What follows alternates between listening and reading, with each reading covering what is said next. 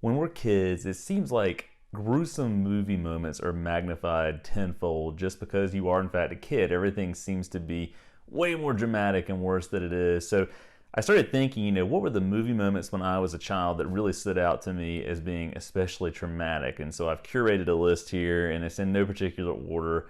And we're going to sort of walk through that, and I'm going to share my thoughts. But if you have some movie moments that stand out for you as being especially scarring from when you were a kid, please leave those in the comments below. Hey, if you're enjoying the content, please be sure to like the video. Please be sure to subscribe. Also, if you want to engage in some additional conversation, you can find me on Twitter at Dr. Chris Flowers, and I'm looking forward to talking with you there.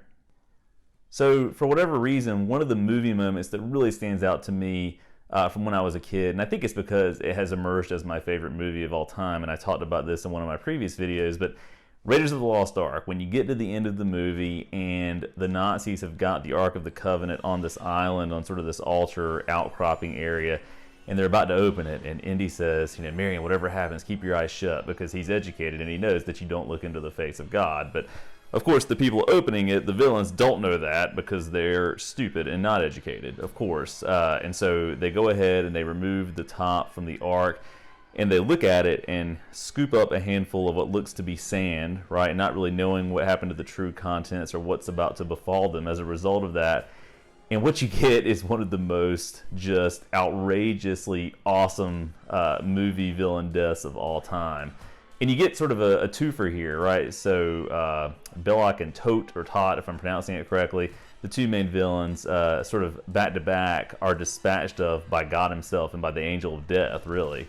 And so what you get is this really awesome sort of stop motion effect where one of their faces begins to melt in sort of a quick time lapse sort of effect. And it's full on blood, running down the skin and flesh, liquefied down to a skull. And I think the immersion is broken briefly when his glasses and that stop motion effect really quickly kind of jerk down, whereas if they would have slowly fallen, it would have been a little bit more sort of effective. But even to this day, when I watch that movie, it stands out. And by the way, Raiders of the Lost Ark is rated PG, as is another movie on this list that came out even before I was born.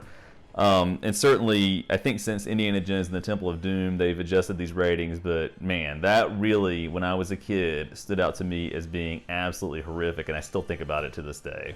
Another great movie death that really, for whatever reason, just totally creeped me out when I was a kid is Gremlins. So at the end of the movie, Gizmo has sort of come to the rescue, and Stripe, the main bad guy gremlin, has stuck his finger in a fountain in a hardware store and is in the process of multiplying. And if you don't know the plot of Gremlins, look it up. It's not really all that complicated, but I'm guessing if you're watching this, you've probably seen it at least once. But he's in the process of multiplying, but gremlins can die whenever they're exposed to direct sunlight. And so, the movie just so happens to sort of transpire in such a way that pieces of the roof of the room that they're in are ripped away, and the sunlight begins to fall on Stripe, this bad guy gremlin, and he starts to sort of bubble and melt. And you'll notice a theme here with a lot of these deaths. Melting does not sit well with me for whatever reason, or did not when I was a kid for sure. He starts to melt, and I think part of the reason this is so vivid in my memory is the music. It's just so creepy and has sort of this For Whom the Bell Tolls sort of vibe happening in the background. But he starts to melt and he collapses into the fountain. And when you think it's over, there's sort of this jump scare where he pops out of the fountain and he's a skeleton. And even his skeleton starts melting into this pile of goo that the dog who's present almost starts to lick up. And so, again, I don't know how old I was when I saw this. This probably was billed as a children's movie, but if you've seen Gremlins, there's a scene where a gremlin is trapped in a microwave and explodes.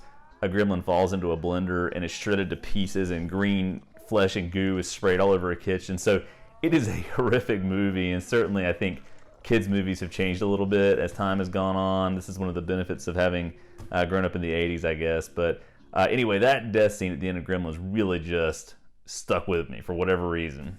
This one I'm not sure really counts as a death scene per se, but in Goonies, the famous movie Goonies, which I'm sure all of you have seen probably, early in the movie there's a scene where Chunk is stuck in a freezer underneath this restaurant where the Fratellis, the bad guys, the villains of the movie, are sort of hiding out. and he's stuck in this freezer with a corpse that's got a bullet through its head. And it's played for sort of comedic effect because the corpse keeps falling on him, and the corpse is just sort of staring forward like that. It keeps falling ahead onto Chunk, and at one point he pushes him back and is like, stay, stay. But for whatever reason, when I was a kid, I think just the claustrophobicness of that whole scene where he's trapped in a freezer with a dead guy that keeps sort of bearing down on him in sort of this mummy-like way just totally freaked me out. So again, I don't really know if this is one that would count as a death scene per se, but again, it just sticks with me as a vivid memory.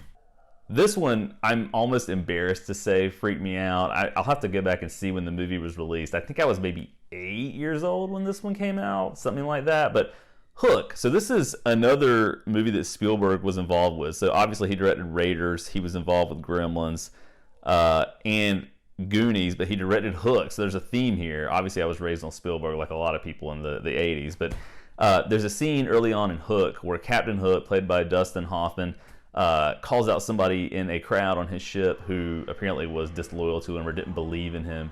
And he says, okay, time for the boo box. And, you know, as a kid, I remember watching it and you're thinking, oh, boo box, whatever.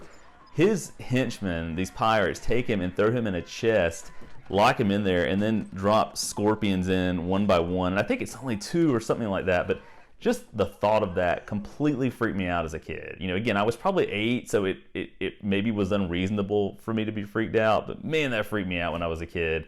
And I don't know that the guy actually dies. So again, this is sort of bending the rules. I'm not sure that it's a death scene per se, but it really did not sit well with me. Okay, this is, I think, universally something that scarred everyone of my generation. The Neverending Story. I don't even need to say what I'm about to say, but you know what it is. The scene where the horse, I think it's Atrax. I'll have to double check this. I should have looked at this before I recorded the video, and I'll issue a correction if I need to somewhere on the screen. Is stuck in the mud or overcome by sadness and slowly dies. That just ruined me as a kid. And that movie, Neverending Story, is just dark and creepy all around, right? I mean, it's got sort of this wolf hiding out in a cave with glowing eyes and all of that sort of stuff. But the scene with the horse stuck in the mud, and Atreyu, I think if I'm saying that correctly, again, I should have double checked on this, but I'll issue a correction where needed, is crying and screaming at him to sort of continue moving forward. And it's sort of metaphorical the way that whole thing plays out, where sadness could overwhelm someone. There's some, I guess, depression vibes and themes sort of at play there, but man, that just was not awesome. And again, I'm guessing most of you have seen that, especially if you're my age. I'm almost 40, but it's just one of those things that was not cool, to quote the caveman. Not cool. This is another one that comes from Spielberg, another movie that's rated PG. Also one of my favorite movies of all time, easily in my top 5, Jaws. You probably can guess the scene that I'm thinking about. There are actually several scenes in this movie that I think would work, but I think the sheer brutality of watching Quint. So if you know who Quint is, he's the older person who pilots and captains the Orca, the vessel that him and Hooper, so Brody and Hooper, have hired to go out and try to track down this shark and kill it, this great white. There's a scene where Quint, after the boat has been, lethally damaged and is sinking, slowly slides down the deck of the boat into the mouth of the shark, and he gets bitten. And when he gets bitten, blood just sprays out of his mouth, and it's just sort of this awful scene where he's being shaken back and forth and then pulled under the water. That scene scarred me. That is one of the most, even to this day. I mean, the movie came out in 75, I think, 1975, thereabouts. Even to this day, that scene sticks with me as being especially horrific. And yeah, every time I see it, it gets me. It's just so, I think what works about it too is that the camera just doesn't go away from it. It shows it all happen, and there's no, I think, unnecessarily complicated direction going on there. It's just letting the scene play out, letting you absorb the horror of it, and it's just crazy. So the last item I've got on my list here goes all the way back to when I was really little, probably 5 or 6 years old. We had a VHS copy of The Wizard of Oz. And, again, by today's standards, this movie came out in 39, I think 1939. It's a very tame movie, but certainly revolutionary for its time.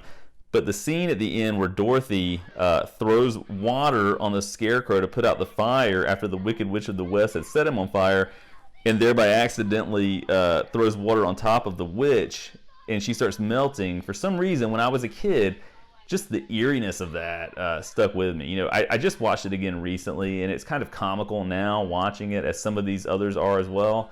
But when I was a kid, just watching her sort of dramatically scream about how unfair life is, and, you know, what a world, and she sort of sinks into the floor. It's a cool effect how they do that.